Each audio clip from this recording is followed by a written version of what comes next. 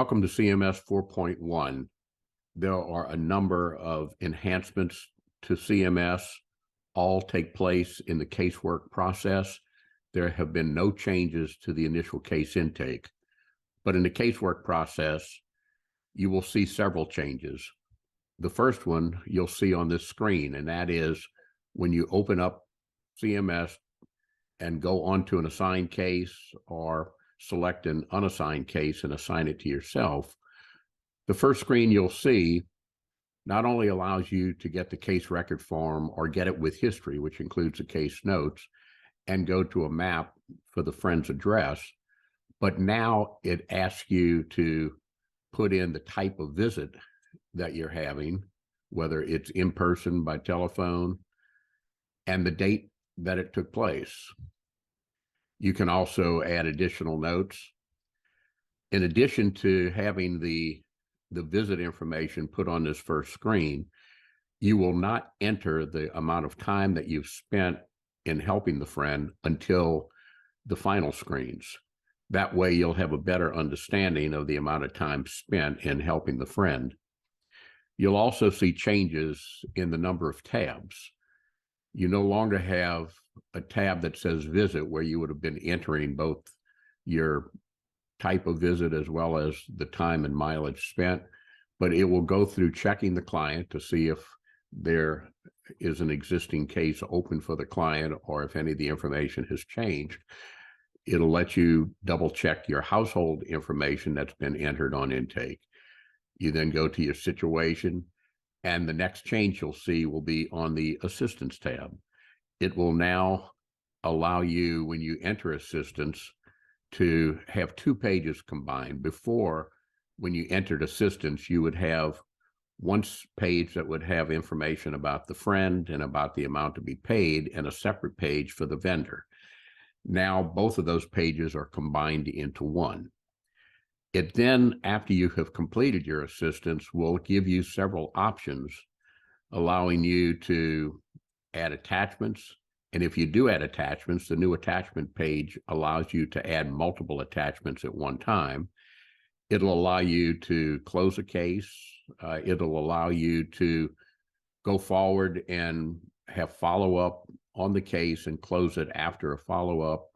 It will allow you to add additional assistance if you need to.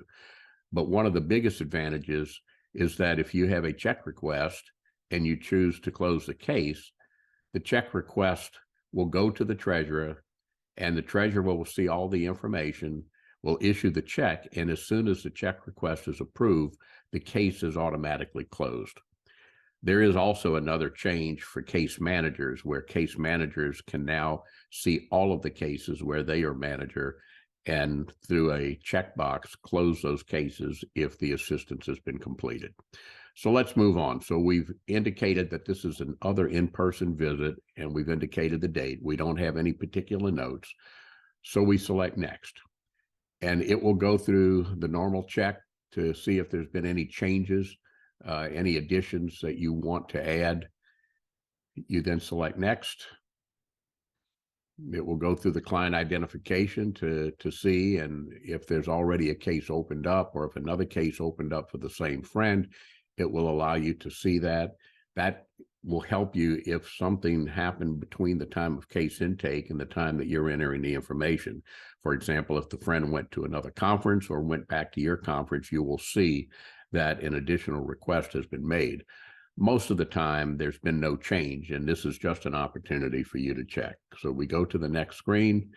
Same thing with respect to the address.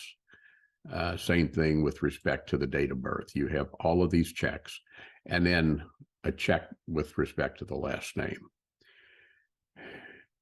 You see that it's an existing client. You can always import blanks from the current client record to see if there's additional information to be filled in. There are none, so we select next. It will ask us if we want to update the case. This just makes sure that the client record always stays up to date with the most current information. So we select update. We update the client profile. Now we go to the household and we have an opportunity to change or add to that. If there's nothing to change, you select next. And you get to the situation. You're required to put a brief summary of the friend's situation and what has caused them to need assistance, and also what their future plan is. Once you've entered both of those, you select next. And it will ask about employment, income, and expenses if your conference chooses to enter that information. Some conferences don't, and if you don't, you then select next. You then get to the underlying cause screen. And again, this is the same that you saw in CMS 4.0. You indicate the reason, the underlying cause that the friend needs assistance. And if your conference wants to add additional information, you can add that information. You then select next. And now you get to your assistance screen. Let's, in this particular case, put in a check request. You now see that these screens are combined. Before, you had one screen for assistance detail, then you had a separate screen for the vendor. You now have the opportunity to enter both. So in this particular case, let's choose that the friend is requesting rental assistance, the account holder's name, which is a friend's name, and usually this information is used by the treasurer to put in the memo line of the check so that the check is properly credited. And the apartment number is typically the account number, unless you have a utility payment with a specific account number. This other box, you can leave any instructions that you would like for the treasurer. Now you can go down and look at your vendor category. Again, this is housing. And as you could in the prior version of CMS, you can either open a checkbox and enter new vendor information, or you can check from the dropdown. And if the apartment is already in the dropdown, you can select that. It now gives you the opportunity also to verify the information. So once you see that it's correct, you can click both of these checkboxes to indicate that this information is accurate, and you hit submit. Unlike CMS 4.0, where you had to progress several screens for the check request to be submitted, now it is automatically submitted on the assistance screen. If that's all the assistance you'll be providing to the friend, you select next. And this is the newest and the most significant change in CMS 4.0. It now gives you the opportunity to close the case. And if you choose that with a check request, the case will remain for the treasurer to issue the check, but as soon as the check is approved and issued, the case will be automatically closed. The other option, you can add an attachment only and then close the case. You can add follow-up only, or you can do both the attachment and follow-up, or you can go back and add more assistance. In this particular case, to show you the features, I'm going to select Add Attachments and Follow-Up. One thing to note, if you have put a pledge in and you select Close Case, that pledge will be withdrawn. So the Close Case function is very helpful if you are giving in-kind assistance or you have a check request. If you have a pledge, it will withdraw that pledge and close the case, and you would have to re-enter the pledge or check request later on. So again, keep in mind that closed case is most important when you've put in a check request or when you've put in in-kind assistance.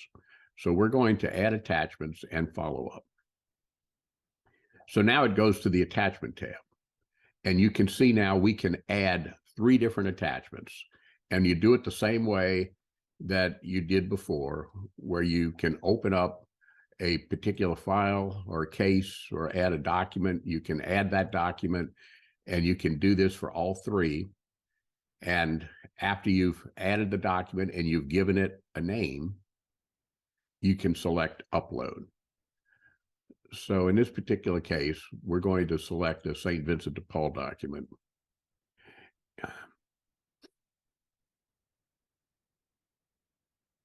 we will be adding a pledge request, or we can add a copy of a lease, or anything that you want to upload, or you can add a utility bill. In this particular case, let's add a copy of a lease. And again, it can be added either in JPEG format or PDF format. CMS will recognize both. And you can just put a simple name for the document that you're entering. One thing you should do is give each document a unique name. If you gave each document the same name, it's only going to accept the first one that you entered. So make sure that any document you enter has a different name. So if this is the only document we're going to be entering, you select upload like you normally would. It lets you, it sees that this has been uploaded, and now you can select next. If you want to see the agreement, you can certainly click on it and it will show you a copy of the lease. So we select next. And now it's time for follow-up. And the check has been submitted to the treasurer for issuance. If you want to add additional notes, you can. And at this particular time, if you have nothing else to add to this case and there's no reason to keep it open, you select next. And you can close the case. And you'll see that before you had a complete button, now you have a close case button. And it's going to ask you if you want to close the case, and you say yes. And it says, please review, correct the following error. And in this particular case, I forgot to add my mileage and my time. So it's a good reminder. It's this last page when you're closing the case that you now know how much time you've spent on the case. And you can add the number of minutes, which includes your home visit, your time on CMS, anything else that is required in your helping this friend, and any mileage you incur. And once that's entered, you can close the case. It will ask you again if you want to close it.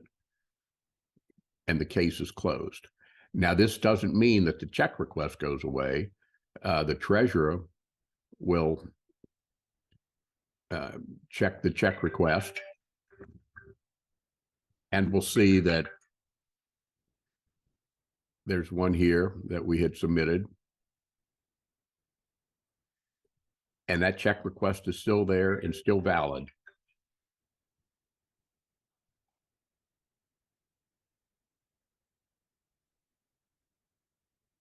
You put the treasurer will put the check number in. We'll put any information about whether the check is being delivered and where it's being delivered to.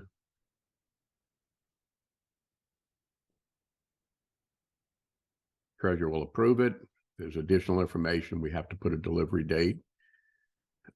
And now, since you have selected to close the case, the check has been issued, the check request has been marked paid, and the case is now closed. So those are the main additional features for CMS. And again, if you are a case manager, you will see a tab that says auto close, and it will show you every case. There would be a list of cases where you are listed as the case manager, and you can check those cases and you can close those cases. So it helps the case manager at the end of the month when you're doing your monthly conference report to make sure the cases are closed, because if cases remain open, they are not included in the statistical information in the monthly conference report.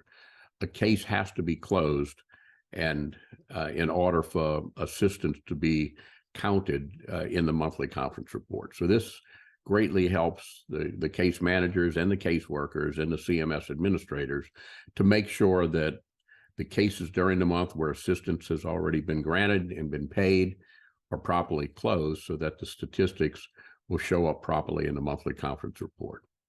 So that's CMS 4.1. I hope you found this helpful. You have plenty of resources on the CMS support page on the Houston Council website with additional information on how to get assistance from either the user support group or from our resource manager. Thank you for your attention and congratulations on this new version of CMS.